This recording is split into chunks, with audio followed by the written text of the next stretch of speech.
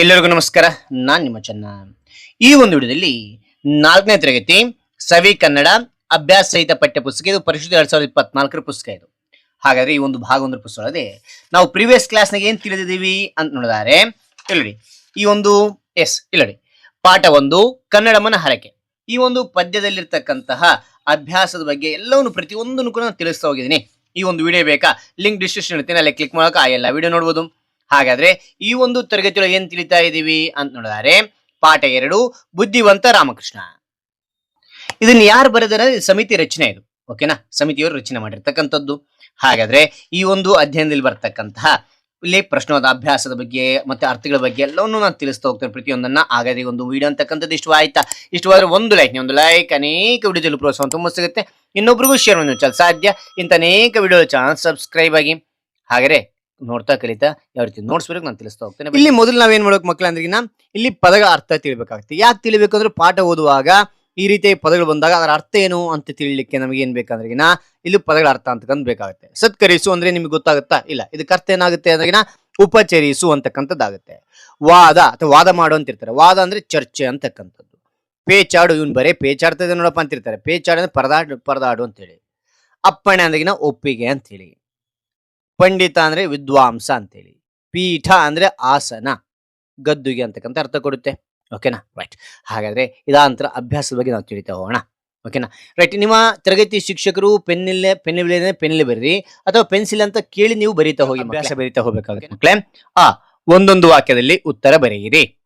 ಮೊದಲನೇ ಪ್ರಶ್ನೆ, ಕೃಷ್ಣದೇವರಾಯನ ಆಸ್ಥಾನಕ್ಕೆ ಬಂದವರು ಯಾರು ಅಂತ ಕೇಳಿದರೆ ಉತ್ತರ ಕೃಷ್ಣದೇವ. ಇಲ್ಲಿ ನೋಡಿ, ಪ್ರಶ್ನೆ ಯಾವ ರೀತಿ ಅದೇ ರೀತಿ ಬರೀತಾ ಹೋಗಿ.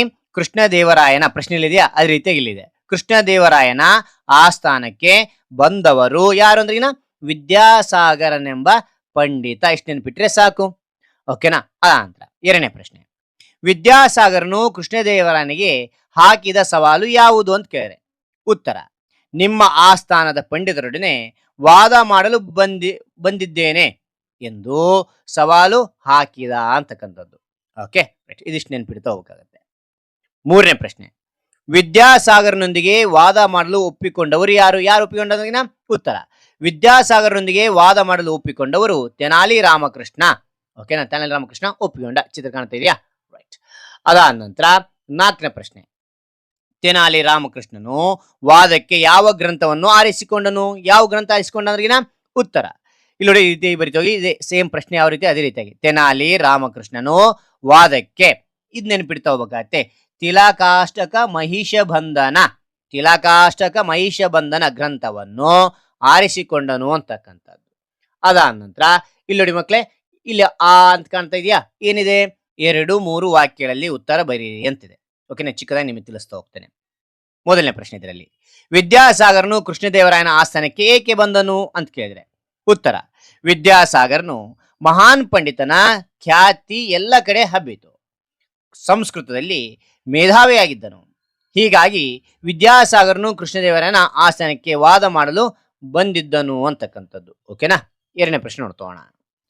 ಎರಡನೇ ಪ್ರಶ್ನೆ, ವಿದ್ಯಾಸಾಗರನ ಮುಖ ಏಕೆ ಅರಳಿತು? ಯಾಕೆ ಅರಳಿತು ಅಂದ್ರಿನ ಉತ್ತರ ವಿದ್ಯಾಸಾಗರನು ತೆನಾಲಿ ರಾಮಕೃಷ್ಣನ ಹೆಸರು ಕೇಳುತ್ತಿದ್ದಂತೆಯೇ ಅವನ ಬುದ್ಧಿವಂತಿಕೆ ಬಗ್ಗೆ ಕೇಳಿದ್ದರಿಂದ ಸಂತೋಷಗೊಂಡನು. ಆದ್ದರಿಂದ ಅವನ ಮುಖ ಅರಳಿ ತೆನಾಲಿ ರಾಮಕೃಷ್ಣನೊಂದಿಗೆ ವಾದ ಮಾಡಲು ಉತ್ಸುಕನಾದನು ಅಂತಕ್ಕಂಥದ್ದು. ಓಕೆ. ಮೂರನೇ ಪ್ರಶ್ನೆ, ತಿಲಕಾಷ್ಟಕ ಮಹಿಷ ಬಂಧನ ಎಂದರೇನು? ಹಂಗಂದ್ರೇನು ಅಂದ್ರಿನ ಉತ್ತರ ತಿಲಕಾಷ್ಟಕ ಎಂದರೆ ಎಳ್ಳಿನ ಕಡ್ಡಿಗಳು. ನೋಡಿ, ಎಳ್ಳಿನ ಕಡ್ಡಿಗಳು. ಓಕೆನಾ. ಮಹಿಷ ಬಂಧನ ಎಂದರೆ ಎಮ್ಮೆ ಕಟ್ಟುವ ಹಗ್ಗ. ಎಮ್ಮೆ ಕಟ್ಟುವ ಹಗ್ಗ ಅಂದರೆ ಒಂದಷ್ಟು ಕಟ್ಟಿಗೆಗಳನ್ನು ಒಂದು ಹಗ್ಗದಿಂದ ಕಟ್ಟಿದ ಕಟ್ಟು ಇದೆ ತಿಲಕಾಷ್ಟಕ ಮಹಿಷ ಬಂಧನ ಅಂತಕ್ಕಂಥದ್ದು. ಓಕೆನಾ ಮಕ್ಕಳೇ, ರೈಟ್. ಮುಂದೆ ನೋಡ್ತೋಣ, ಏನಿದೆ ಕೊಟ್ಟಿದ್ದ ನೋಡ್ತೋಣ. ಇಲ್ಲಿ ನೋಡಿ ಮಕ್ಕಳೇ, ಅದ್ರ ಕೆಳಗಡೆ ನೋಡಿದರೆ ಇಲ್ಲೇನ್ ಕೊಟ್ಟಿದ್ದಾನೆ ಅಂದ್ರಿಗಿನ ಇಲ್ಲಿ ನೋಡಿ, ಈ ಕೊಟ್ಟಿರುವ ಮಾತನ್ನು ಯಾರು ಯಾರಿಗೆ ಹೇಳಿದ್ರು ಅಂತ ಕೇಳಿದ್ರೆ ಇದು ಚೆನ್ನಾಗಿ ನೀವು ಪಾಠ ಕೇಳಿದ್ರೆ ಚೆನ್ನಾಗಿ ನಿಮಗೆ ಗೊತ್ತಾಗುತ್ತೆ. ಓಕೆನಾ. ಓಕೆ. ಇಲ್ಲಿ ನೋಡಿ, ಈ ವಿಷಯ ಮೊದಲೇ ತಿಳಿದಿದ್ದರೆ ನಾನು ಇಲ್ಲಿಗೆ ಬರುತ್ತಲೇ ಇರಲಿಲ್ಲ. ಈ ವಿಷಯ ಮೊದಲೇ ತಿಳಿದಿದ್ದರೆ ನಾನು ಇಲ್ಲಿಗೆ ಬರುತ್ತಲೇ ಇರಲಿಲ್ಲ ಅಂತಕ್ಕಂಥದ್ದು. ಯಾರು ಹೇಳಿದ್ರಿ ಈ ಮಾತು ಅಂದ್ರಿಗಿನ? ಈ ಮಾತನ್ನು ವಿದ್ಯಾಸಾಗರ ಹೇಳಿದನು ಅಂತಕ್ಕಂಥದ್ದು. ಯಾರಿಗೆ ಅಂದ್ರಿಗಿನ? ಕೃಷ್ಣದೇವರಾಯನ ಆಸ್ಥಾನದ ಪಂಡಿತರಿಗೆ ಹೇಳಿದ ಅಂತಕ್ಕಂಥದ್ದು. ಓಕೆ, ಆ ನಂತರ ಎರಡನೇದು, ಯಾವುದನ್ನು ಬೇಕಾದರೂ ಆರಿಸಿಕೊಳ್ಳಿ. ಈ ಮಾತು ಯಾರು ಹೇಳಿದನು? ಯಾರು ಹೇಳಿದ್ರನ ಈ ಮಾತನ್ನು ವಿದ್ಯಾಸಾಗರ ಹೇಳಿದನು, ಹೌದಿಲ್ಲೋ? ಯಾರಿಗೆ ಅಂದ್ರೆ ತೆನಾಲಿ ರಾಮಕೃಷ್ಣನಿಗೆ ಹೇಳಿದನು ಅಂತಕ್ಕಂಥದ್ದು. ಓಕೆ, ಅದಾದ ನಂತರ ಮುಂದೆ ನೋಡ್ತೋಣ. ಇದು ನಮ್ಮೂರಿನ ದನ ಕಾಯುವ ಹುಡುಗನಿಗೂ ಗೊತ್ತು. ಈ ಡೈಲಾಗ್, ಈ ಒಂದು ಮಾತನ್ನು ಯಾರು ಹೇಳಿದ್ರು? ಈ ಮಾತನ್ನು ತೆನಾಲಿ ರಾಮಕೃಷ್ಣ ಹೇಳಿದನು ಅಂತಕ್ಕಂಥದ್ದು. ಯಾರಿಗೆ ಅಂದ್ರಿಗಿನ ವಿದ್ಯಾಸಾಗರಿಗೆ ಹೇಳಿದ ಅಂತಕ್ಕಂಥದ್ದು. ಓಕೆ, ನಾಲ್ಕನೇದು, ಮಹಾಪ್ರಭು ಏಕೋ ನನ್ನ ದೇಹಾರೋಗ್ಯ ಸರಿ ಇಲ್ಲ. ಈ ಮಾತು ಯಾರು ಹೇಳಿದ್ರು ಅಂದ್ರಿಗಿನ? ಯಾರು ಅಂದ್ರೆ ಈ ಮಾತನ್ನು ವಿದ್ಯಾಸಾಗರ ಹೇಳಿದನು ಅಂತಕ್ಕಂಥದ್ದು. ಯಾರಿಗೆ ಅಂದ್ರಿಗಿನ?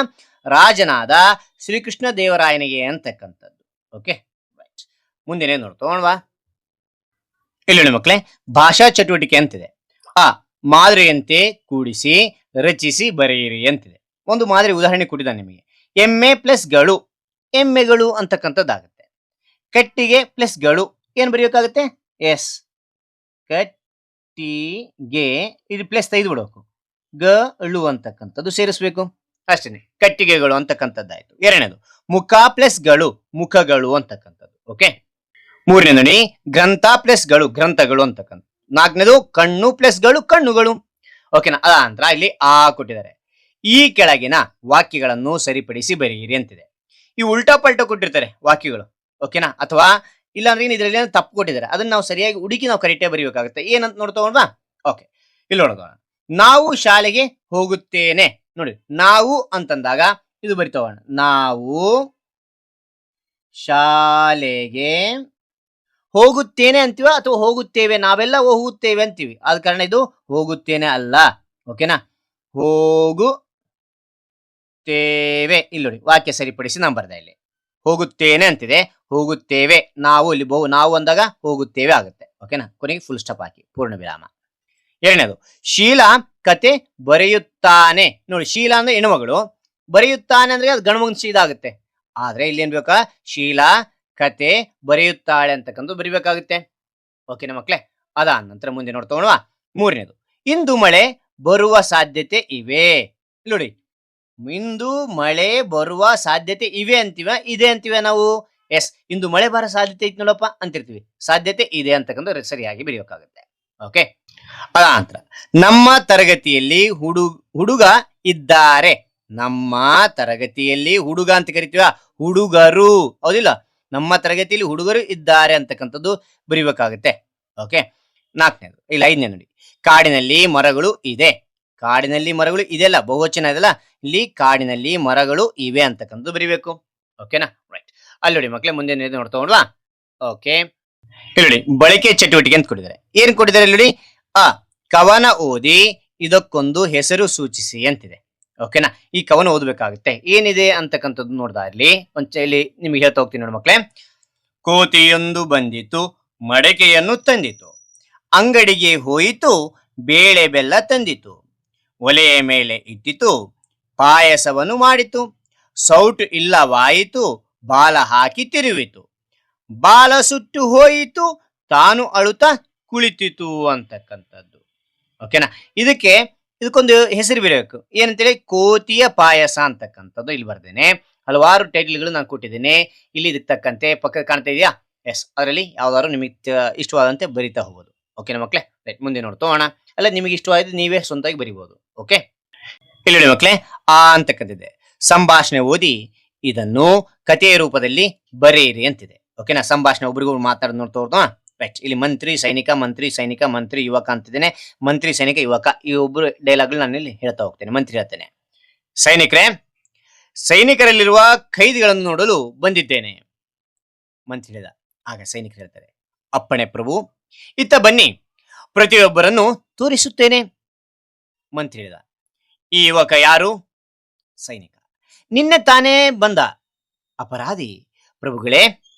ಮಂತ್ರಿ ಹೇಳ್ತಾನೆ, ಅಯ್ಯ, ನೀನು ಮಾಡಿದ ಅಪರಾಧ ಏನು ಅಂತೇಳಿ ಮಂತ್ರಿ ಕೇಳಿದ ತಕ್ಷಣ ಯುವಕ ಹೇಳ್ತಾನೆ, ಸ್ವಾಮಿ, ನಾನು ಬೀದಿಯಲ್ಲಿ ಬರುವಾಗ ನೆಲದ ಮೇಲೆ ಬಿದ್ದಿದ್ದ ಹಗ್ಗದ ತುಂಡನ್ನು ಕಂಡೆ. ಯಾರಿಗೂ ಅದು ಬೇಕಿಲ್ಲವೆಂದು ತಿಳಿದು ಕೈಗೆತ್ತಿಕೊಂಡು ಮನೆಗೆ ನಡೆದೆ ಅಂಥೇಳಿ ಹೇಳ್ತಾನೆ ಯುವಕ.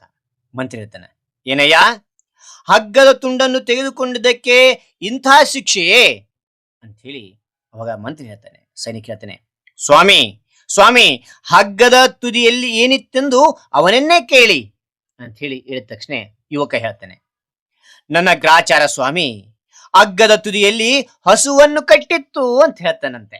ಓಕೆನಾ, ರೈಟ್. ಹಾಗಾದ್ರೆ ಇದನ್ನ ನಾವು ಏನ್ ಮಾಡಬೇಕು, ಕತೆ ರೂಪದಲ್ಲಿ ಬರಿಬೇಕಾಗುತ್ತೆ. ಓಕೆನಾ, ಇಲ್ಲಿ ನೋಡ್ತೋಣ. ಒಮ್ಮೆ ಒಬ್ಬ ಮಂತ್ರಿಯು ಸೆರೆಮನೆಗೆ ಭೇಟಿ ನೀಡಿದನು.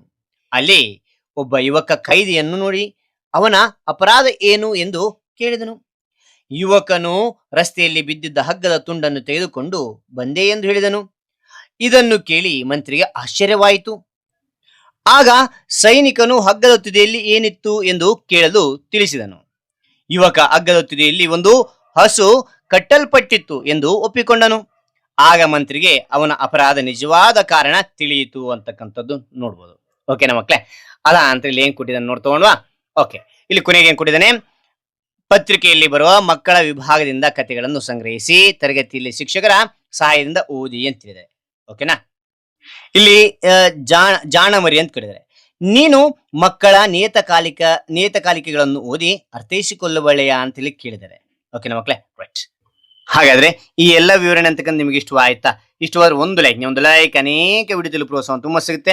ಇನ್ನೊಬ್ರಿಗೂ ಶೇರ್ ಮಾಡಿ, ಸಾಧ್ಯ ಅಂತ ಅನೇಕ ವಿಡಿಯೋ ಚಾನಲ್ ಸಬ್ಸ್ಕ್ರೈಬ್ ಆಗಿ. ಹಾಗೆ ನೀವು ಇದರಲ್ಲಿ ಏನಾದರೂ ಪಾಠದಲ್ಲಿ ಡೌಟ್ ಇದೆಯಾ, ಡೌಟ್ ಇದ್ದಲ್ಲಿ ಕಾನ್ಸ್ಟ್ಲಿ ಕಾಮೆಂಟ್ ಮಾಡಿ, ನಿಮಗೆ ರಿಪ್ಲೈ ಕೊಡ್ತೇನೆ ಅಂತ ಹೇಳ್ತಾ, ಹಾಗೆ ಮತ್ತೊಂದು ಹೊಸ ವಿಷಯದಿಂದ ಮತ್ತೊಂದು ಹೊಸ ವಿಡಿಯೋದಿಂದ ಭೇಟಿ ಆಗ್ತೇನೆ. Thank you for watching. Bye ಮಕ್ಕಳೇ.